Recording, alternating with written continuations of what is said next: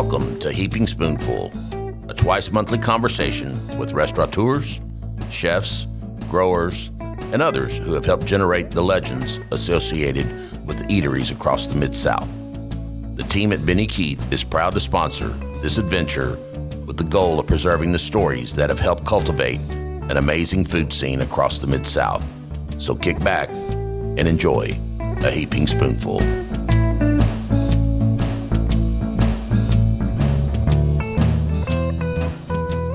Hello, everybody. This is Kelly Bass, your host here on Heaping Spoonful. I'm thrilled to get the chance to spend time with the chefs and restaurateurs who are making great things happen on the Mid-South food scene. I actually have a long history myself of paying close attention to that scene, primarily in and around Little Rock, Arkansas. A classic family story my dad loved to tell all the time was about when I fell over backwards in my high chair at a popular Tex-Mex restaurant in the Heights when I was 18 months old. Maybe that explains a lot about how I've turned out. And then later in my brain-addled life, I reviewed restaurants, among other things, for a couple of Little Rock newspapers. And I'm here with you every couple of weeks now on Heaping Spoonful. My guest today is Travis Hester, owner and founder of Eat My Catfish, which has fairly quickly established itself as arguably the leading catfish brand in Arkansas. And it's safe to say that it came from humble beginnings. So welcome, Travis. You know, here on Heaping Spoonful, we don't always work through restaurateurs' stories chronologically, but in your case, that seems to make the most sense. Let's set the scene. There you were. It's 2008, and you're 24 years old, and you're working in Dallas in a finance job. And there was this woman back in Arkansas, and you wouldn't believe how many of these Heaping Spoonful stories revolve around a woman, which is great. And she was so fabulous, you decided to quit your job in Dallas and move back to Benton to be closer to her, right? Is that, do I have the story about right? And is Benton your hometown or her hometown, or how Benton? Well, I'll start by saying that woman, we'll give her name, Jessica. Yes. Now it's my wife. It was definitely the best decision I've made throughout the story you're going to hear. But I actually went to school at Sheridan. I grew up in a small community called East End, which is between Sheridan and Little Rock. Yep. My wife grew up in Bryant and went to school there. So, but we started there in Sling County and started a family there as well. Yeah, it's cool. So you freely admit, I mean, there's a great, if people haven't seen your website, it's really well done and very comprehensive and makes me salivate greatly. But you kind of freely admit you never really cooked catfish, and although you'd eaten plenty of it. So how did you get the idea that selling fried catfish would be the way you wanted to try to make a living? Yeah, you're exactly right. Well, I want to set the scene from where all that knowledge came from, even though I'd had no knowledge of how to cook catfish. Well, there in East End, I grew up on about a 400-acre farm, and my house sat between two ponds. And on one side of one pond was my grandparents. My grandpa was an outdoorsman, a really good, just a guy cook. You know, he'd fish fries and barbecue and all that stuff. And once a year, he would go down to the Gulf and go shrimping.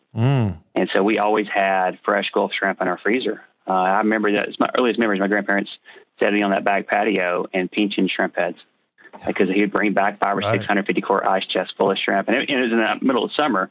So you imagine it started to stink after a couple of days of them doing that. But they would then freeze that IQ up that shrimp, and we would eat all year round. I didn't know any better at the time as a young kid that I had such a good thing. And so on the other side of the pond was my grandparents, and he had cattle and chickens, and so we had fresh beef and eggs and stuff. So it was really a cool upbringing. Of course, we had farms, a vegetable farm too. Mm-hmm. So my grandmother was the iconic Southern lady. Never drank, never smoked, never swore. She had a plate dinner on the table every night. And it had vegetables out of the garden, had beef off the cows, or the shrimp, and you better believe every Friday was catfish day. Yeah. And she would fry catfish every Friday night for the family, and she had some really good recipes that we'll talk about in a second. So that's where the inspiration for Eat My Catfish came from. Is like I had that Southern upbringing, and we can talk about that too. It's like what they taught me other than recipes, but. When I moved back from Dallas, I contacted Benny Keith and I said, "Hey, I've tried some catfish locally. It tasted good. I want to come in and taste it." And the story goes like this: they put 2 plates of catfish down in front of me. And he said, "This plate over here, it's the same fish, comes out of the same pond, but this one has frozen fish, and this one has fresh fish." Mm-hmm. and I want you to taste both of these, and I want you to tell me which one you think's better. And I tasted both of them. I said, well, that fresh is a lot better. He said, yeah, it's going to be more expensive, and it's going to be a lot more work because you got to be able to forecast your sales. Right. I said, but if I could sell that fresh and it was that much better, why would I sell frozen? Right. Well, that's what everybody does, you know. I said, well, no, I want to have the best fish. So that's kind of where it all started from. Is going in there with Benny Keith and Andy Rye and Mike Long over there, and just tasting the product and saying, man, this is really good. I want to be able to bring my heritage and a really good product into a food truck. Sure. So they were willing to work with you, even though at that point you didn't have a restaurant, you hadn't been in a restaurant, but you had plans to get one. So that's a good move on their part, because you're still a customer today. Obviously, y'all have a great partnership. So you went to the bank and you said, hey, I need about $30,000 to buy a food trailer. And they said, okay, we'll do it. And I think on your website you said, I don't think I'd have given me the money, but thankfully they did. Yeah, so you said about 2008, middle of recession, I left the finance job because I got tired of all the regulations that were coming down, and banks weren't lending money, especially small business. But I go into a community bank, People's Bank there in East End. I said, "Hey, this is my plan," and I walked out with no money down on a trailer and $30,000 check to go get it. I've never cooked catfish, so yeah, it was a heck of a luck there. So you gathered all your materials and, your oil, obviously your meal, all the things you wanted to batter your catfish with. And you set up on the side of the road on Military Road in Benton, which I, as a Bryan High School graduate myself, I have cruised military on more than one occasion many, many years ago. And you sold out the first day. Did you just kind of spread the word? Of course, there really wasn't social media at that point, really, was there? So I get that first shipment of catfish in, and that shipment picked it up. I don't remember, and I called Benny Keith back, my sales rep, and I said, hey, I got this fish now. Can you tell me how to cook it? I swear that was the story. And, it was all trial. We didn't know how to work a register. We didn't know if we really had to mop a kitchen floor or cook catfish or filter a fryer. It was just every day we figured a little bit out. Yeah, but we had a ribbon cutting there with the chamber, and we sold out pretty quickly that day. Had a couple of friends who came to the ribbon cutting. They hopped in the trailer and started frying fish with me, and tried to whittle that line down. I don't think I've ever been in the weeds so much in my life. Yeah, I believe it. So for the next 3.5 years, that's what you did. I guess every day you and your team put together catfish. And were you doing any other meats then, or was it just catfish and sides, or what were you doing at that point? So about 6 months in, I'm at a backyard barbecue with some friends. It's on a Sunday, just lounging with my future wife at the time. And this friend of ours says, hey, have you ever thought about selling crawfish? I said, well, I mean, I've tried it. I've never really cooked it. I like it. What you got? He said, well, my ex-wife's cousin's brother hauls crawfish from Louisiana. You should give him a call. And so I get his number and I call him. This guy's so Cajun. It takes me probably about 30 minutes to understand what he's saying. And 30 minutes later, he tells me his recipe, and he brings me a sack of crawfish that next week, one sack. Mm-hmm. And that's really, I mean, even though we had a okay catfish business at that point, that's really when people started coming in, because we had that it factor of something else, but something no one else had. And we started selling a lot of crawfish, and that was really what got us to that next step of being able to expand our business. Right. And so then now at this point in time, back on the personal side of things, you were still just dating Jessica. You guys were not married yet, or you got married somewhere along that food truck way before you built the first restaurant, or how'd that go? Yeah, let's think. I think it was 3.5 years in the trailer. We opened the restaurant in February, a little small. So we picked our location. It was because it was close. It was straight across the street. But the problem is this shopping center was Walmart number 5 in Benton, mm-hmm. which is now Sutherland's Hardware. Has been for a while. But that shopping center, if you've ever been there, when you turn in, you go down a hill, and it's an L-shaped shopping center. So you can't see the back of it the way it sits because it's down a hill. But we even chose the worst location. We went in the back corner of it. Okay. And we did that because there was a big covered area because the front door was recessed in the shopping center. So I looked at it and I said, man, I don't know one's leased this space in 5 or 6 years, but I could use this front of the patio. So we opened that place up, concrete floors, no pictures on the wall, 60 seats, and we were just proud as can be. We'd saved up all our money and put it in that spot. So we were open about 6 months, and then me and Jessica got married. Actually, we got married out of the country and came back and had a reception there with our friends and family. It was fun. And Yeah, it was good. And then I guess about a year after that, when we went to Conway, which is probably the worst decision we ever made because we thought we had something special.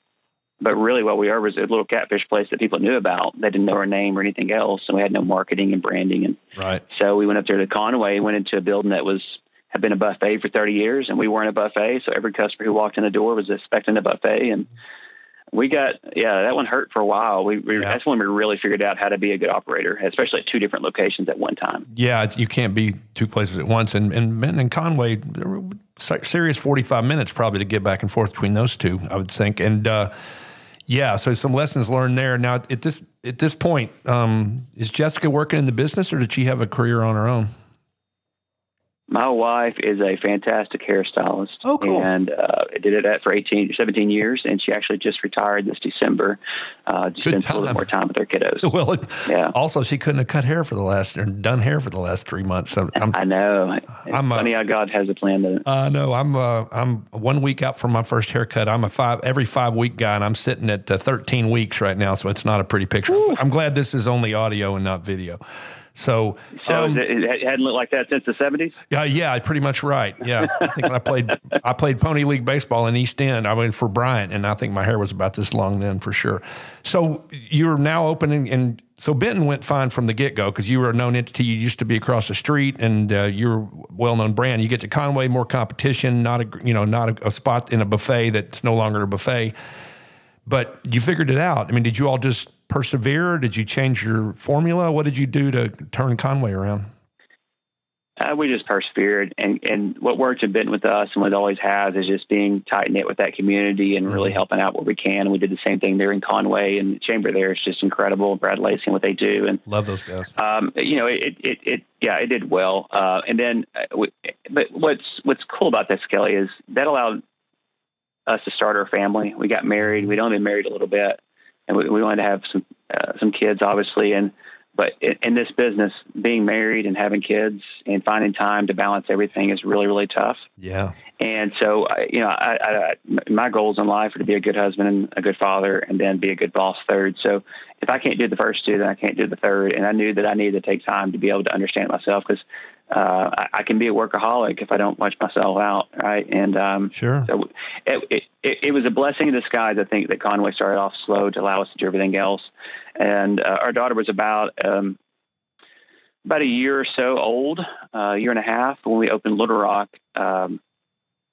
So it did give time. Well, you might be a workaholic by nature, but the restaurant business will make you one, whether you are one or not, because you want to make sure your operations are going well. You got more than one, and the hours are long because you're serving lunch, you're serving dinner, and you're doing it, I guess 7 days a week. I know you just do lunch on Sundays, but still, that's a lot of work. And then your food trailer became your catering trailer. Is that correct?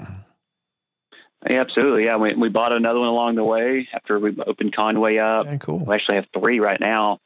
We cater on-site events all over the state. We do, I think, about 700 events a year, not all on-site, but just in general, delivery and catering out of the trailers. So it's been great. Yeah, what kind of, I'm always curious about this because I know a lot of restaurateurs that have really good catering operations. About what percentage of your overall business is catering, if you don't mind me asking?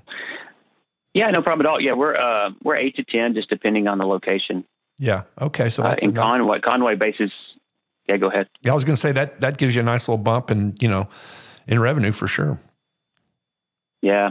So Conway houses all our on-site catering. It's their biggest kind of store to operate out of. They do a good job of doing that. So that store is going to be a little bit higher. I think they're like 20%, 25%, depending on the year, how well on-site does. That's great.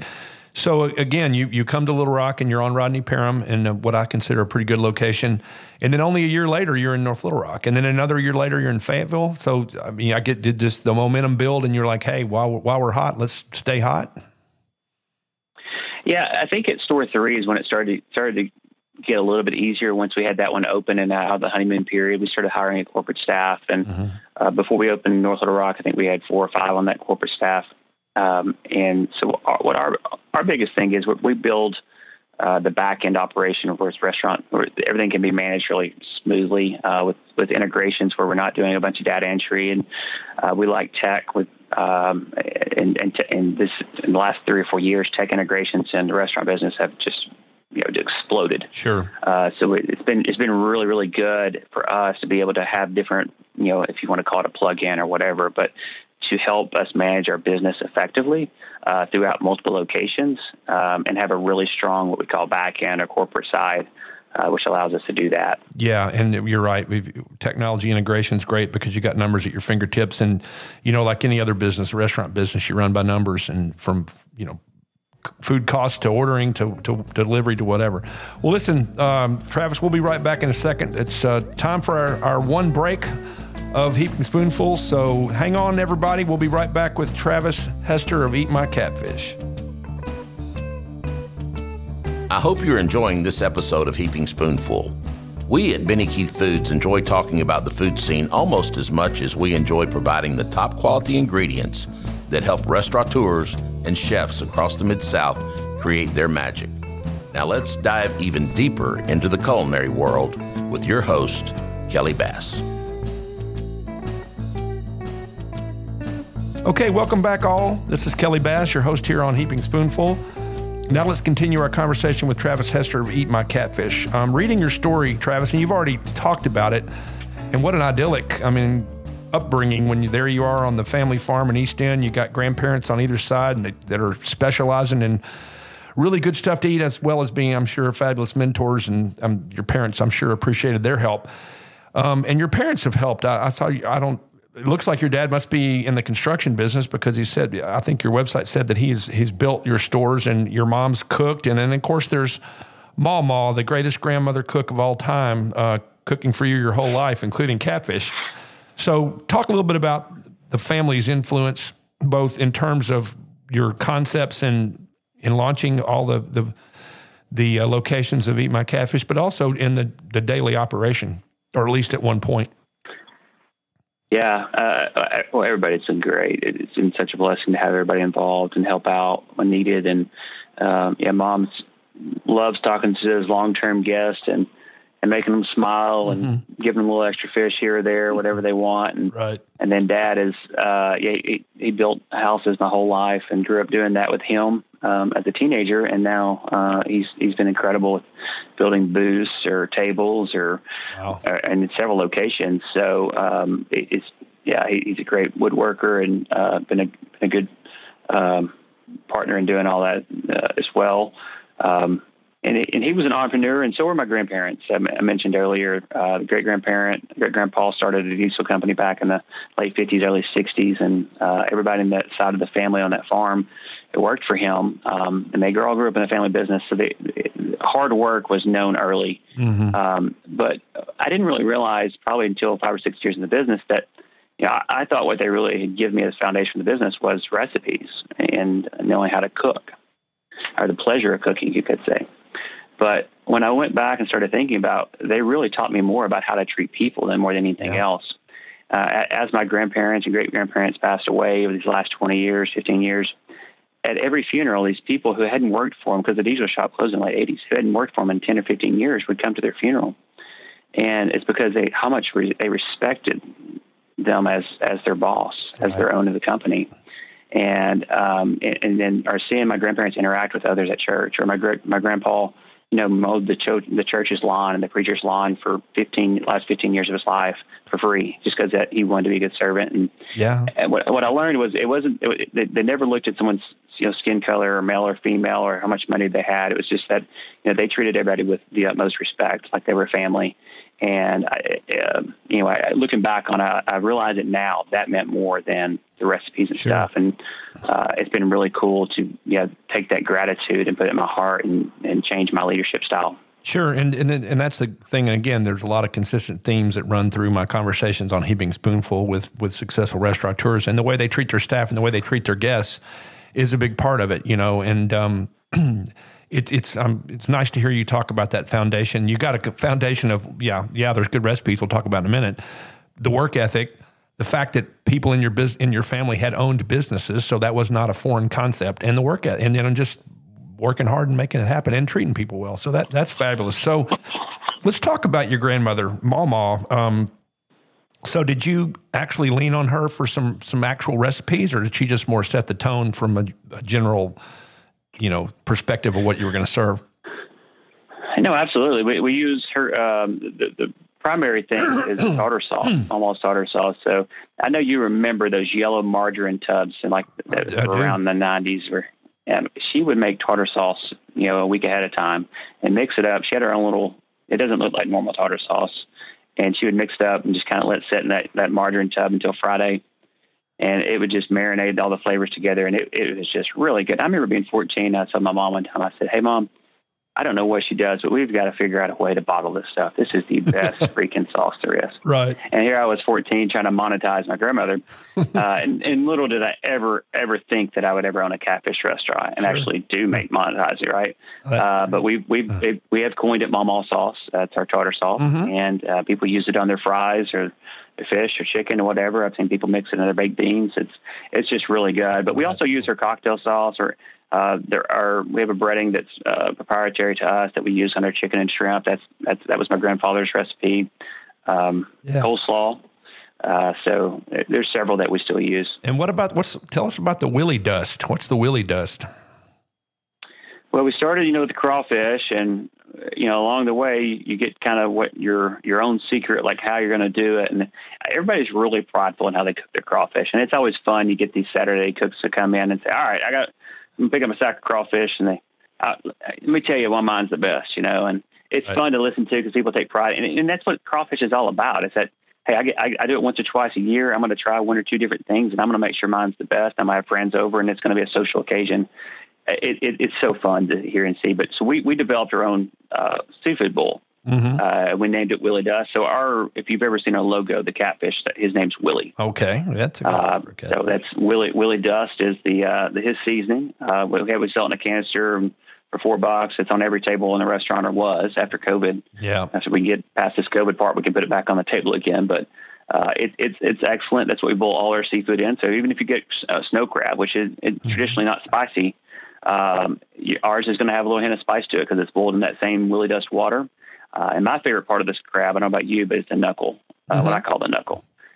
And sweet meat for sure. Ours, sweet with a little bit of spice with ours, man, it is excellent. But primarily use it on crawfish. Pick up a sack of crawfish. You can buy a 4-pound bag of it for $8. Does your whole sack. That's great. How much of the year do you have crawfish? Because it's not an all around the year opportunity, right? Correct. And it's not like a deer season where it's like, hey, from this date to this date, you can farm it. It is when Mother Nature allows it to basically breed, grow, and come out of the mud. Then it does that. It has an optimum water temperature where it'll grow faster, and so does catfish and all other fish, but for that matter. But so if we have too much water or not enough water, that can affect crawfish. If it stays cold too long, the water temperature doesn't rise, then we won't have enough crawfish. Or if it gets hot too fast, obviously the water temperature rises, and also it sucks the oxygen out of the water, which is not good for crawfish. About how many? So there's so many variables in that.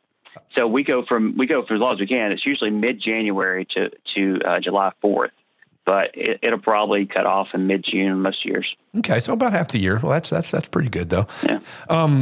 So another of your themes is fresh, never frozen. You talked about that. That's how your very first catfish you ate here at Benny Keith was fresh, and you're like, okay, I'm willing to pay more and be more precise in my ordering. And then I saw that you have grated crawfish. I guess is that all by size? I've never heard of that before.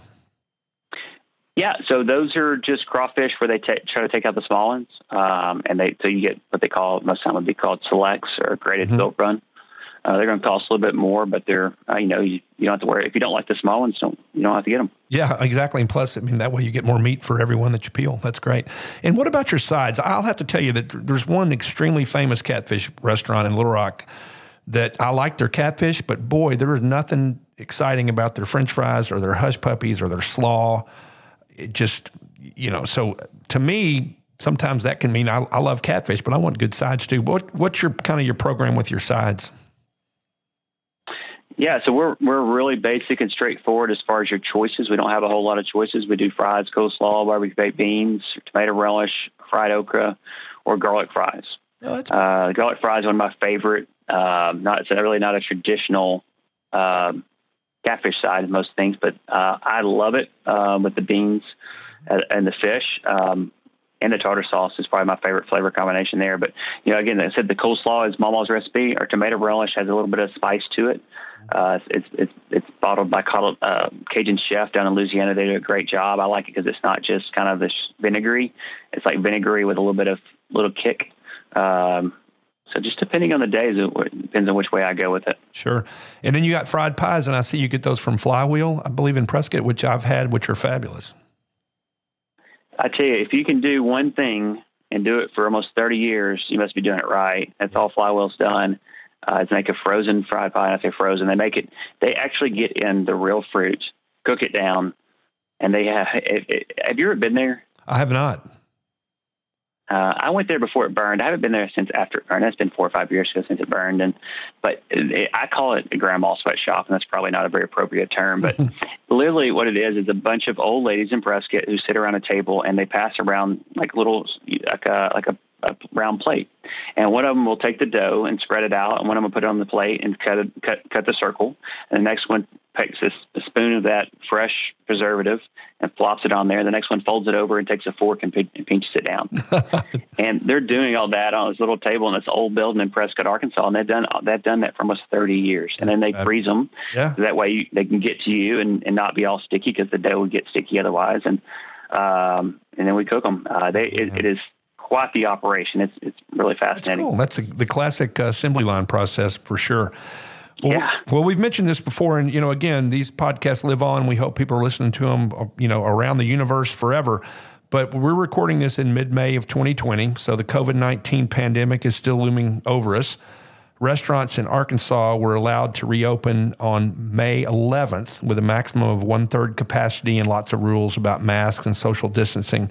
Travis, did Eat My Catfish open on that Monday? And if not, when do you expect to? And if so, how's it going? Yeah, I appreciate you asking. We actually opened on Tuesday, the 12th. Okay. We gave an extra day just because Mondays are tough on rollouts and stuff. And it's been really interesting. We expected about 20% of people were ready to eat. And I think that number's probably still right, but we're not 20% dining by any means. It's been kind of sporadic. I mean, one day a location may have 14 tables, the next day they may have 5. So it's not like we're not really able to predict when people are going to come in. I think it'll be more steady over these next few weeks. I think you're going to get, if you got 50 tables the first week, I think you may get 70 the next week, as people get more confidence and see how safe it is, and the word spread that we have a safe location where they can come and eat. I think the most interesting part has been the guest and the mask situation.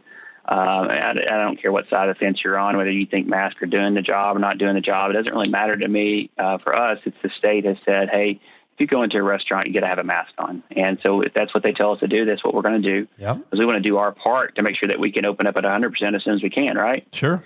And so we've had some guests who didn't like that.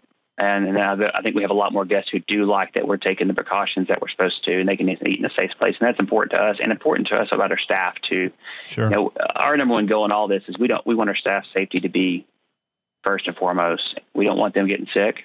If they get sick, it's going to be head on us. I don't want that on me, that I didn't provide a safe work environment for somebody or somebody's mom or dad or kid, we have a lot of teenagers that work for us, and we take a lot of pride in that. So we're very strict on them wearing their mask 100%, how they take it off, when they wear gloves, and again that we have had some backlash on the mask and making people wear masks. I don't see it why they have to wear a mask for the first 5 minutes of being here, but that's the rules. I know. I'm well aware, and it has.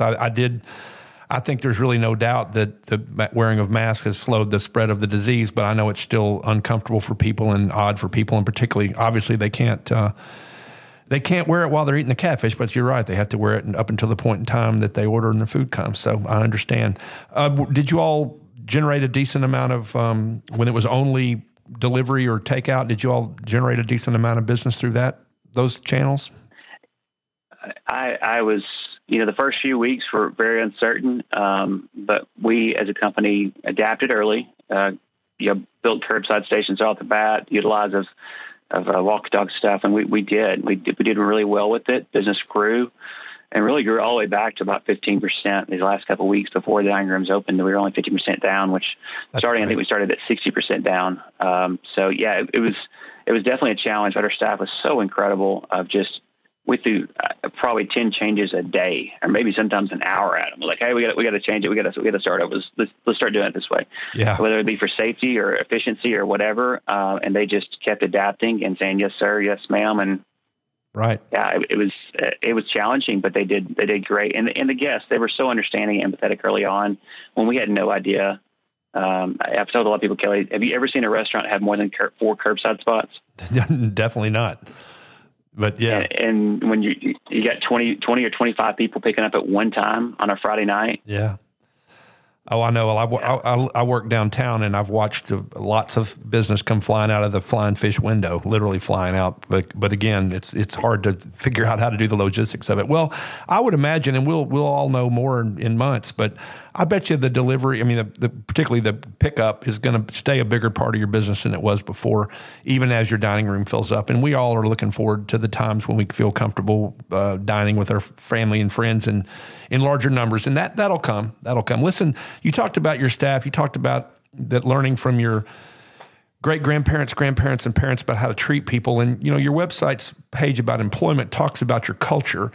And I've learned in the work world that you have to be deliberate and intentional about having and promoting a good culture. Can you talk a little bit about just sort of what the employee culture is at Eat My Catfish?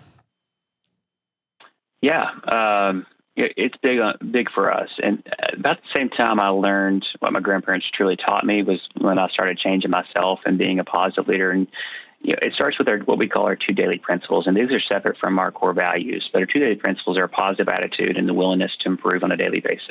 Mm-hmm. And we tell every new hire the same thing. Is like, if you focus on these 2 things and not, I know we're trying to train you to do all these things, just focus on these 2 things, a positive attitude and the willingness to improve on a daily basis. Then you can do anything you want to in this company, because that will allow you to learn anything we're trying to teach you. Right. So that is the basis of our culture. I think if you asked our staff, what does Eat My Catfish culture feel like? Family would probably be the first word you heard. We promote a family environment. I want them to know my kids and my wife, and I want them to know the trials and tribulation that we have. Because everybody has issues in life. There's no one above anyone else, and we need to help each other get through whatever issue we're dealing with. We're all going to have good days and bad days, right? And we need to pick each other up, but we need to know that there's a time and place to address those issues. We can't just come in to work and tell everybody what's going on in their lives, right? But sure. When we see something's wrong with somebody, we need to pull them aside when we have time and talk about how can I help you get back to that. We are a development company at heart, more than a restaurant. And I commonly will tell people when they ask me what I do, I say I run a development company.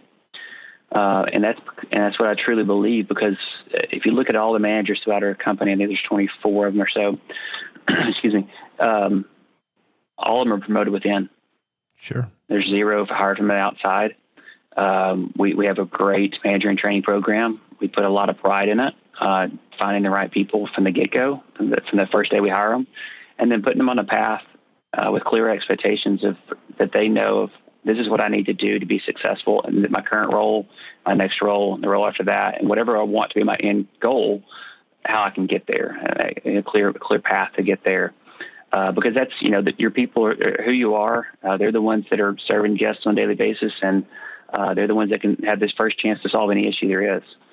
So we need to train them like we mean it, and like that we do care about them like a family member. And sure. So that's in short, that's who we are and how we think that we shape our culture on a daily basis. That's fabulous. And I promise you, if when you talk to your guests or other people, or if I talk to your guests, they're going to talk about your staff probably about as much as they talk about your food, because that just brings that positive attitude is so important. And it's easy to get down in the restaurant business. Things don't always go the way they're supposed to go. Orders don't always come out as quickly as you want. They don't always come out right, but you empower people to be in a position to make things right. And again, you've got 5 stores. You can't be 5 places at once, and you have a family. So having those 24 managers and knowing that your vision is being carried out even when you're not there is critical. And I applaud you for that. So here you are, 5 stores in, growth has been pretty rapid. Are you kind of sitting chilly for a while, or do you have your eyes on other markets, or is that something you even feel like talking about? No, we will definitely expand this year. We will definitely expand a little bit more aggressively than we have in the past of these next few years. I think there's going to be a great opportunity for us coming out of COVID. Unfortunately, there is going to be a lot of restaurants that are lost during this, and that's the last thing we want, because that is better for all of our economy, right? We need people to have jobs. I spend a lot of money in other restaurants, and other restaurants' employees spend money here. So the last thing we want is the restaurants to go out. But there is going to be an opportunity, I believe, to expand in some markets where just restaurants aren't going to be able to make it through this.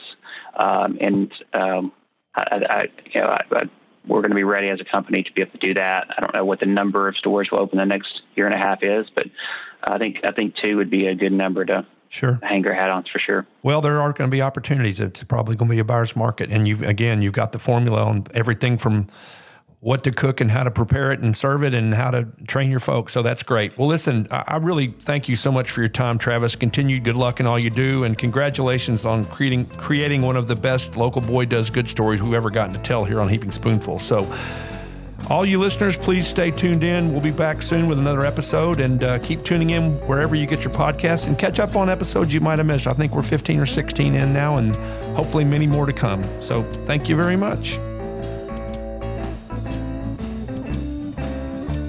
We hope you enjoyed this episode of Heaping Spoonful.